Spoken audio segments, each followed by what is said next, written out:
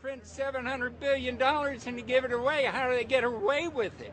The manager of the bankruptcy is told by the Federal Reserve this is the way to go. That's where we're at today. Yes, we should point out Congressman Ron Paul now has a huge amount of sponsors for a bill in the House of Representatives to abolish the private Federal Reserve crime syndicate. In 1913, the money power of the country was taken away from the people.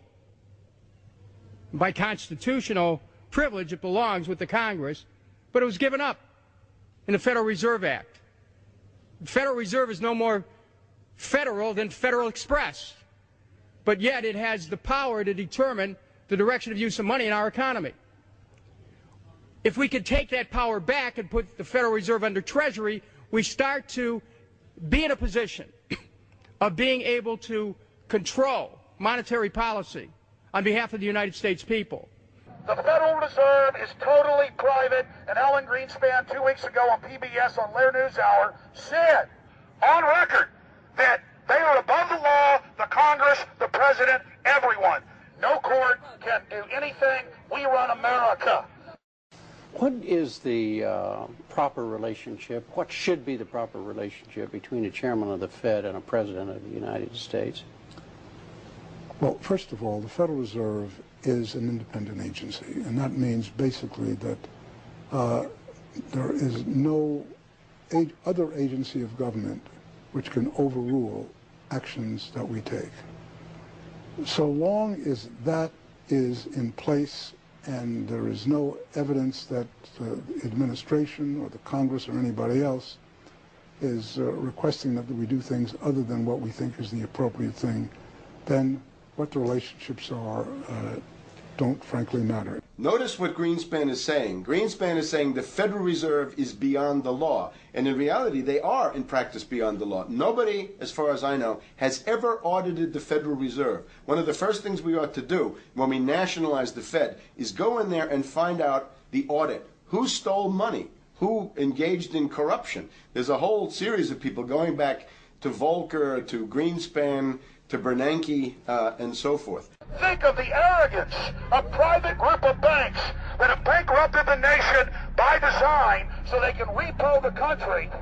A private group of banks that loaned us our own money back are telling us they're above the law. You are not above the law, criminals. No one is above the law. No one is above the law, and the private Federal Reserve sure as hell isn't either. Since the founding of the Federal Reserve back under Woodrow Wilson, the Federal Reserve has struck out 3 times. They didn't stop the crash of 1929. They didn't stop the banking panic of 1932, 1933. And now they are the cause of the derivatives crisis because they're the ones who inflicted derivatives on the world with Alan Greenspan.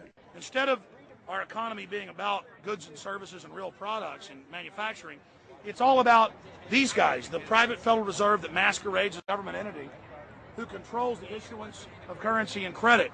They're the ones that have cut off the liquidity in the market. They told us have a debt-based economy. Then they cut it off once they get us under their thumb and implode the economy so they can consolidate it. And that's what they're doing right now. I mean, it's in their own documents. It's in their own statements. They claim, give us unlimited power, give us trillions of dollars with the Baker bailout bill that's already $5 trillion, not $850 billion as they say. And we'll get the economy going, but they're hoarding the money and buying up other banks that aren't part of the Federal Reserve, buying up insurance companies, buying up roads, infrastructures, media empires, defense contractors. What the banks do is they implode an economy by cutting off credit, and then once things really fall to a low, and they know the low because then they buy everything up and start then putting more money back into the economy, and then they build it back up. So they build us up and then shear us, build us up and shear us. And they're getting ready. All over the world, they're always shearing some country, imploding it. Comes out in their own IMF and World Bank documents. That's just the foreign arm of the same cartel.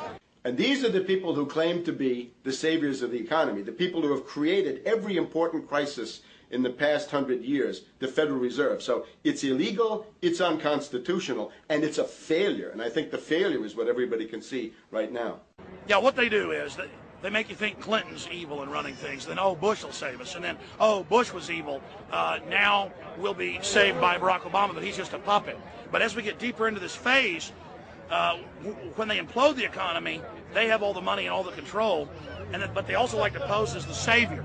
So Obama is meant to be the savior during the Depression, and he'll save us with a 1 million person, he said, is bigger than our military, domestic spy force, a 3 million person environmental spy force. So giving people these jobs to be government bureaucrats and spies to go out and manage the other 290-something million Americans.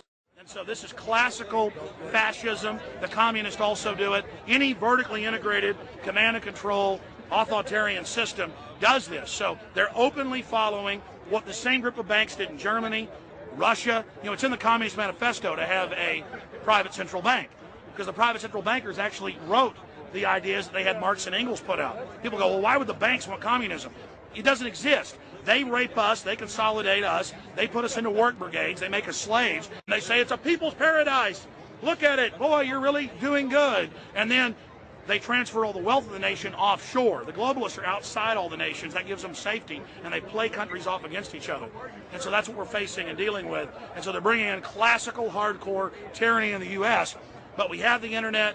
We've grown our numbers. The alternative media's exploded. That's what they're trying to move in, to shut down and regulate and tax the web, but it's too late for them. They're playing in the 19th century, 20th century rules. It's 21st century, the century of resistance to tyranny. And so it's going to be one hell of a fight with the people and free humanity on one side and the New World Order on the other. And every one of you out there counts, needs to be involved in this fight like nothing you've been involved with before, because this is life and death.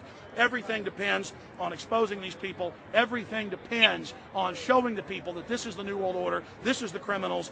We're dealing with the king rats here, the people that are carrying out tyranny worldwide. And either they fall or we fall. Either worldwide darkness and a new age of tyranny and oppression and with a scientific overlay, or a new age of liberty and freedom and a new renaissance. The choice is the people's out there.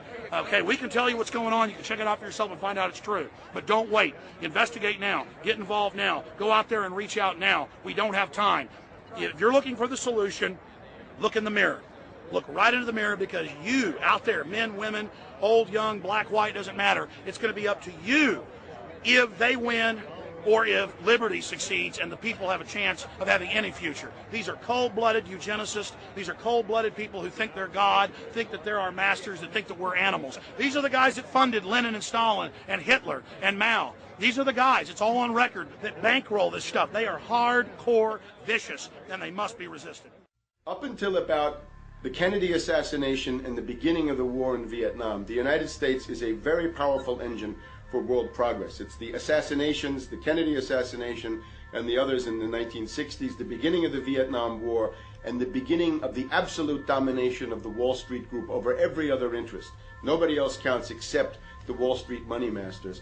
That has now made the United States into no longer a force for progress, but something very different, often a force for destruction in the world. That doesn't need to remain that way.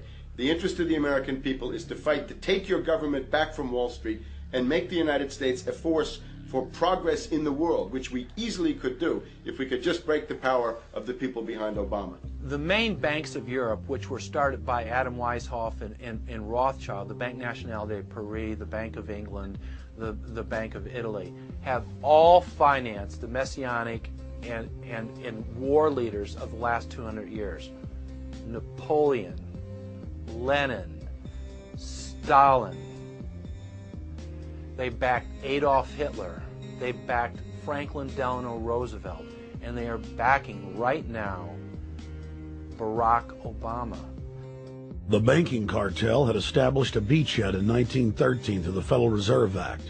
In 1947, they set up a parallel shadow government through the National Security Act.